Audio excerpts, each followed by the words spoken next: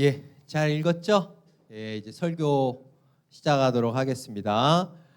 우리 오랜만에 설교 시작하면서 같이 인사했으면 좋겠어요. 옆에 친구 보면서 반갑다 친구야 인사 한번 합시다. 반갑다 친구야. 또 친구 보면서 인사합시다. 수련회 때 다짐한 거 잘 지키고 있니? 왜요? 차마 못 물어보겠어요. 나부터 안 지키고 있어서. 자. 우리 친구들 이번 주 주일 설교 이제 시작할 텐데요. 주일 설교의 제목은 우물쭈물하다가 내 이럴 줄 알았어 이렇게 정해봤습니다. 예레미야 19장 1에서 13절로 이렇게 정해봤습니다. 앞에서 이야기했지만 지금 우리가 보고 있는 이 내용은 이 행위설교 8편 토기장이와 토기에 관련된 내용으로 이제 구성이 되어 있는 거죠. 그래서 오늘 본문에도 이런 내용이 나오죠. 그래서 하나님께서 이 예레미야에게 이 오늘 본문 앞쪽에서 이 토기장이와 관련돼서 이제 두 가지를 명령하시는 내용이 나와요. 거기 1절, 2절에 보면 1절에 가서 토기장이에게서 항아리를 하나 사라라고 하는 이런 명령 한 가지를 하시죠.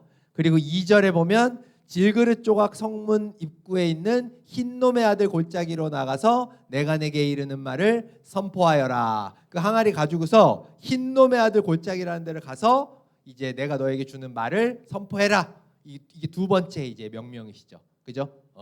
두 가지 명령을 주시는데 이 두 번째 명령을 먼저 좀 보자면 이 무슨 말씀을 선포하라 하시냐 3절부터 길게 쫙 나오잖아요. 여러분들 읽어봐서 알겠지만 그 내용이 사실 그렇게 가벼운 내용이 아니죠. 뭐 가벼운 내용 정도가 아니라 굉장히 하여튼 어둡고 끔찍한 내용이에요. 거기 보면은 뭐 7절 같은 데 한번 보세요. 그들을 적군의 칼에 찔려 죽게 하고, 그래서 그들은 남유다 백성입니다. 그들의 시체는 공중의 새와 들짐승들의 먹이가 되게 하겠다.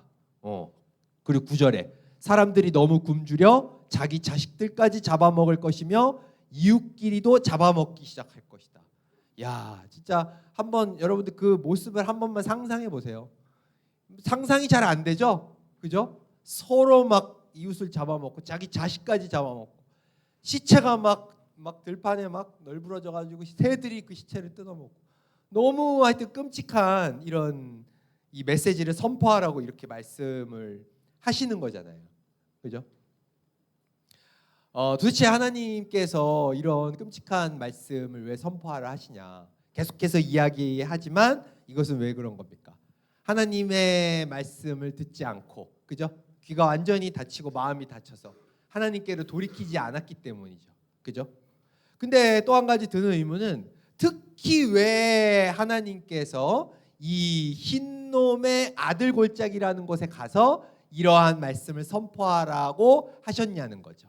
거기 우리 본문의 중간에 보면 하나님께서 이렇게 말씀하세요. 이 흰놈의 아들 골짜기를 살인 골짜기가 되게 하겠다 이렇게 말씀하시는 내용 기억나요? 살인 골짜기 혹은 사륙 골짜기. 그러니까 이게 무슨 뜻이에요? 앞에서 읽었지만 이 골짜기에서 너무 많은 사람들이 막 서로 살인하고 죽이고 해가지고 막 시체가 막 널브러지고 할 거다. 그래서 여기가 나중에 살인 골짜기, 사륙이 일어났던 골짜기다라고 이렇게 이야기 될 거다라고 말씀하시는 거거든요. 왜 하필이면 이 흰놈의 아들 골짜기에 이런 끔찍한 일이 일어날 거라고 말씀을 하셨냐? 거기에는 다 메시지가 있는 것이죠. 이 흰놈의 아들 골짜기가 구약 성경에서 여러 번 등장해요. 근데 이 어떤 의미가 있냐면 이 흰놈의 아들 골짜기에 대한 이 어디 있냐면 이게 여기에 지도를 갖고 왔는데 여기 전체가 이제 옛날 그 당시에 예루살렘이에요. 여기 보면 뭐 성전도 있고 골고다 언덕 이렇게 익숙한 지명들이 나오죠, 그죠? 근데 이 예루살렘이라는 곳 자체가 이렇게 낮은 산 위에 있어요. 도시 자체가 산 위에 그 시온산이라고 하는 산 위에 있는 도시인데 산이 있다 보니까 당연히 이렇게 떨어지는 분은 골짜기가 있겠죠. 이 남쪽에 있던 골짜기가 흰놈의 골짜기, 흰놈의 아들 골짜기라는 곳이에요. 이곳이. 근데 옛날에 이곳에 오래전부터 그 쓰레기 소각장 같은 게 있었다고 하더라고요. 근데 그것보다 더 중요한 건 이 흰놈의 골짜기에 뭐가 있었냐면 신당이 있었어요. 도배 신당이라는 게 있었는데 그 신당이 뭐냐? 바로 하나님이 아닌 다른 우상에게 제사 드리는 그런 신당이었던 거야. 대표적으로 바알이라든가, 그리고 그 당시에 이 흰놈의 골짜기에서 이제 이 섬겼던 우상이 그 몰렉이라고 하는, 혹은 몰록이라고도 하는데, 몰렉이라고 하는 그 우상을 이렇게 숭배했던 거예요.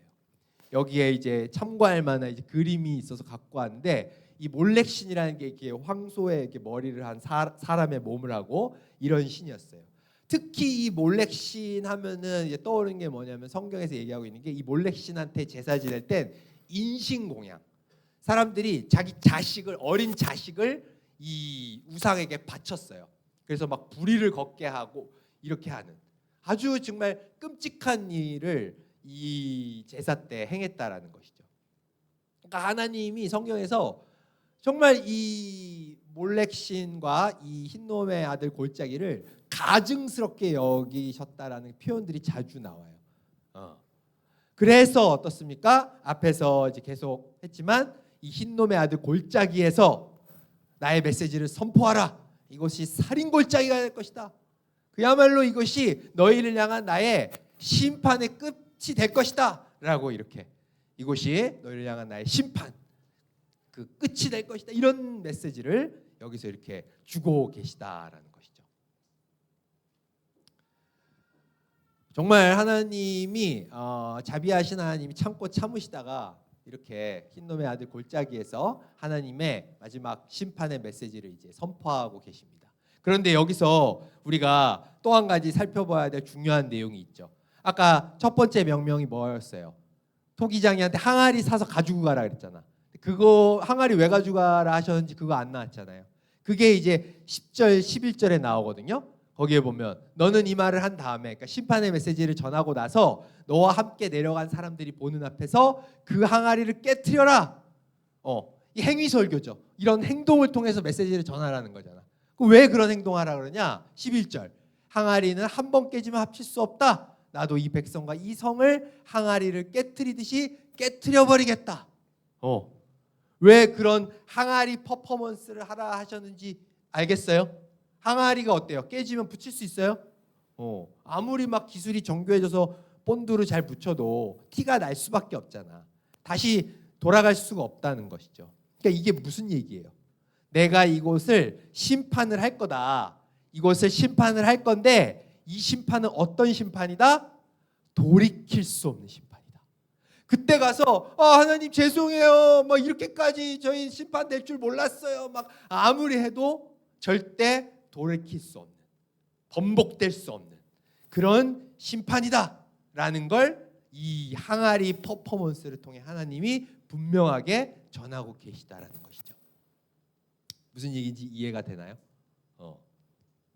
우리가 보통 하나님 하면 떠오르는 이미지가 어떤 하나님을 많이 떠올려요? 여러분들은 하나님 하면 어떤 분이신 것 같아요? 사랑의 하나님, 또 침묵의 하나님이세요? 다 이렇게 침묵하는 거 보니까 어떤 하나님? 보통 뭐 자비의 하나님, 그죠?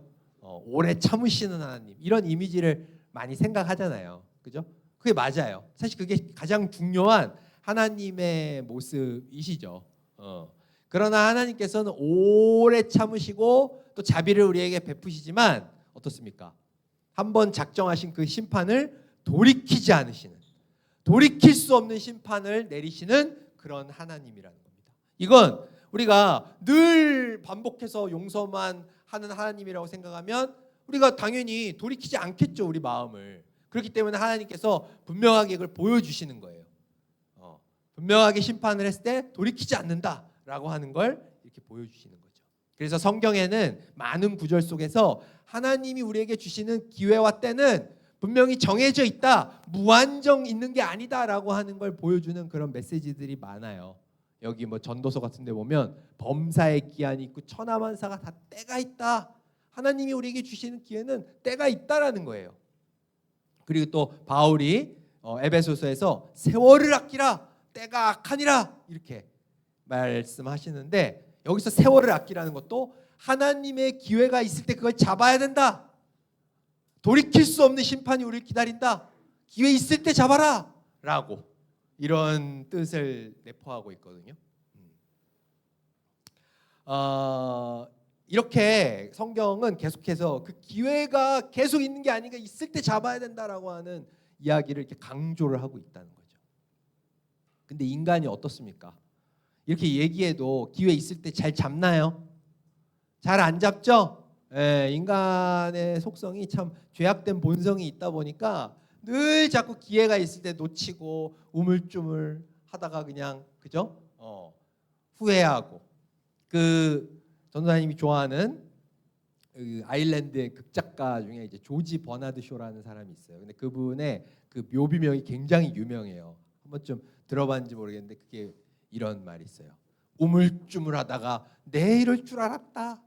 이 제목이죠 오늘 설교에. 이게 그 조지 버나드 쇼라는 사람의 묘비명이래요. 물론 뭐 이 영어 번역에 조금 이게 다른 뉘앙스다 뭐 이렇게 이의를 제기하는 분들도 있던데 어쨌든 이런 번역이 굉장히 사실 유명해요. 내 우물쭈물하다 이럴 줄 알았다. 그래서 그 유명한 성철스님이라는 분도 야 이거만큼 훌륭한 묘비명은 없다.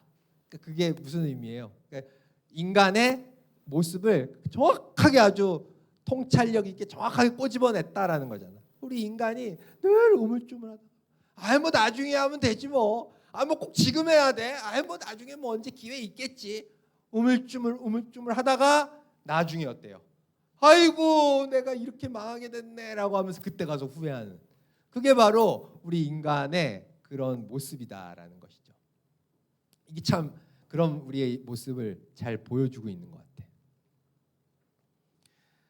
그런데 이런 점에서 전도사님은 참 우리 지난주에 다녀왔던 이 수련회가 얼마나 참 의미 있고 참 감사한 시간이었나 하는 생각이 이 설교를 준비하는데 절로 막 계속 들더라고요.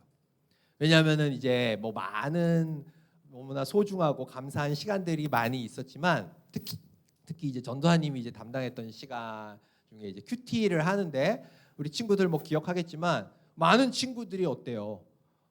앞으로 어떻게 신앙생활 하겠나 이런 얘기했을 때 어떤 변화가 있을 것 같냐 했을 때 이제 말씀 묵상을 좀 더 열심히 해보고자 합니다라는 친구들이 굉장히 많이 있었어요. 그리고 그렇게 친구들 앞에서 이렇게 고백을 하고 그랬었잖아요. 기억나나요? 그게 사실 왜 그런 말이 나온 것 같아요? 그 마음 안에 어떤 마음이 있는 거예요? 내가 더 이상 우물쭈물하면 안 되겠다. 내가 더 이상 계속 이렇게 나태한 신앙생활을 하면 안 되겠다라고 하는 그런 거룩한 부담감이 그 안에 있는 거예요. 여러분들 내가 그거를 뭐 그렇게 다짐했지만 결국에는 일주일도 못 가서 못 지켰는데요. 이렇게 생각할 수 있어요. 그러나 그건 괜찮아요, 여러분. 정말입니다. 그걸 지키지 못하는 거 그건 우리의 연약함이에요. 그러나 하나님은 그런 연약함을 우리에게 탓하지 않으십니다. 중요한 건 우리 안에 그런 거룩한 부담감이 있다라는 거예요. 이 기회가 무한히 영원히 있겠지. 나중에 하면 되지. 뭐 전도사님이 저 앞에서 저렇게 얘기하는 거 나한테 관련된 일 아니야 라고 하는 마음이 아니라 그래 내가 그래도 이제는 좀 기도를 좀 해야 되는데 이제는 내가 좀 큐티도 좀 더 해야 되는데 라는 그런 부담감, 그런 거룩한 부담감이 내 안에 있다라는 거, 그게 중요한 거예요. 하나님은 그 마음을 보시는 거예요.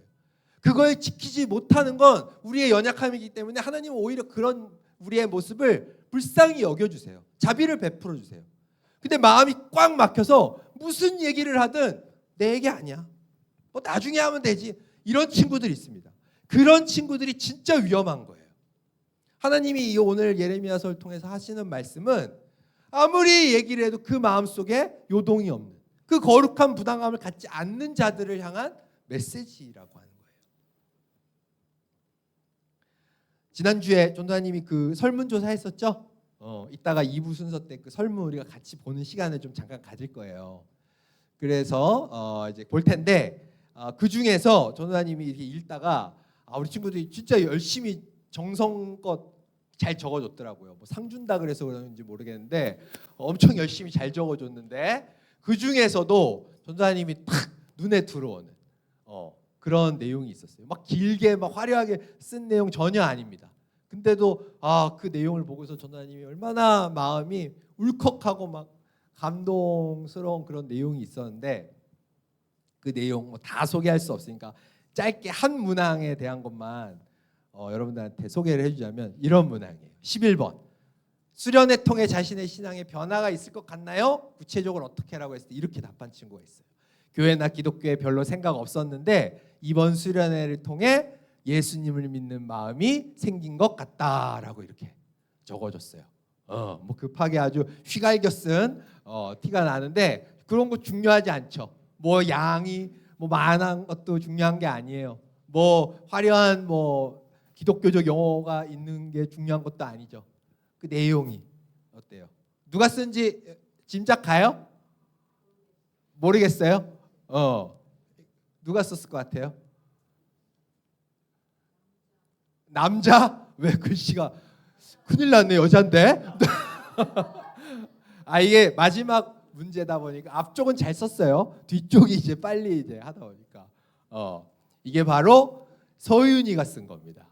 서윤이가 이제 쓴 건데, 서윤이가 쓴 건데, 여러분들 뭐 잘 알겠지만 서윤이가 원래 그 전에 우리 중등부 같이 교회 안 다녔었잖아요, 그죠?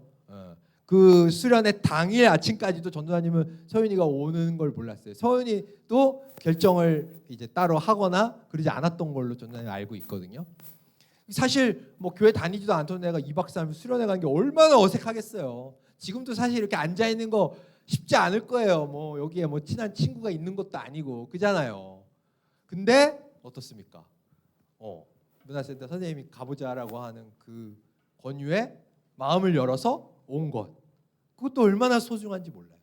그리고 2박 3일 그냥 재밌게 지내고만 갈 수 있어요. 그죠? 그것만으로도 훌륭한 건데, 근데 어떻습니까? 내가 잘 모르지만 그렇지만 예수님을 믿는 마음이 내 안에 생긴 것 같습니다.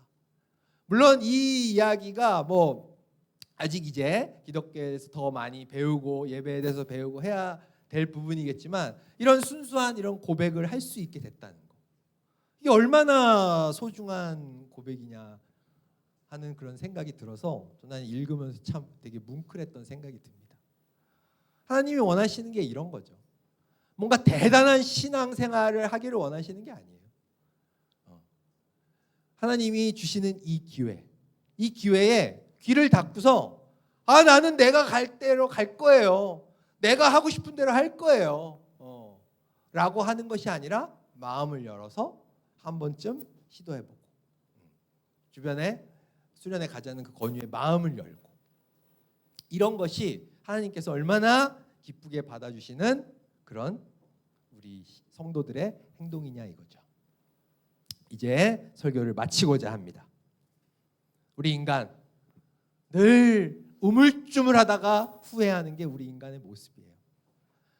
그런 우리를 향해 하나님께서 분명하게 예레미야를 통해서 말씀하고 계십니다.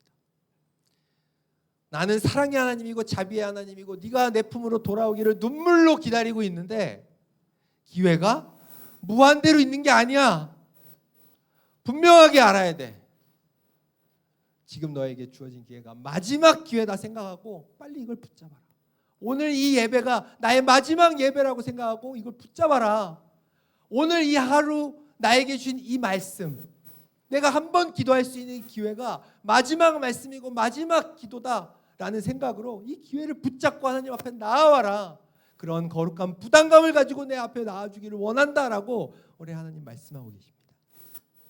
이런 하나님의 말씀에 우리 친구들이 마음을 활짝 열고 반응할 수 있게 되기를 간절히 소망합니다. 이 시간 기도하고 기도 같이 했으면 좋겠어요. 우리 뭐 반주 서연이 어디 갔어요? 왜요? 반주 아까 잘하던데. 반주 좀 해주세요. 예. 오늘 이 설교의 내용을 우리 기억하면서 우리 짧게 기도했으면 좋겠습니다. 주님, 이 설교 주님께서 주신 이 말씀 통해서 제가 이제는 주님 주신 기회를 놓치지 않고자 합니다. 늘 다음으로 미루고 나중에라는 마음으로 하나님이 주시는 그 말씀에 마음이 닫혀 있었던 저를 회개합니다. 오늘 우리에게 나에게 주신 이 기회, 이 한 번의 예배, 이 한 번의 말씀, 이것이 나에게 주신 마지막 기회라 생각하며 최선을 다해 그 기회를 붙잡고 하나님 앞에 한 걸음이라도 더 가까이 나아가고자 최선을 다할 수 있는 그런 내가 될 수 있게 해달라고, 그런 마음을 가지고서 주님 앞에 간절히 기도하며 나아가도록 하겠습니다. 기도하겠습니다.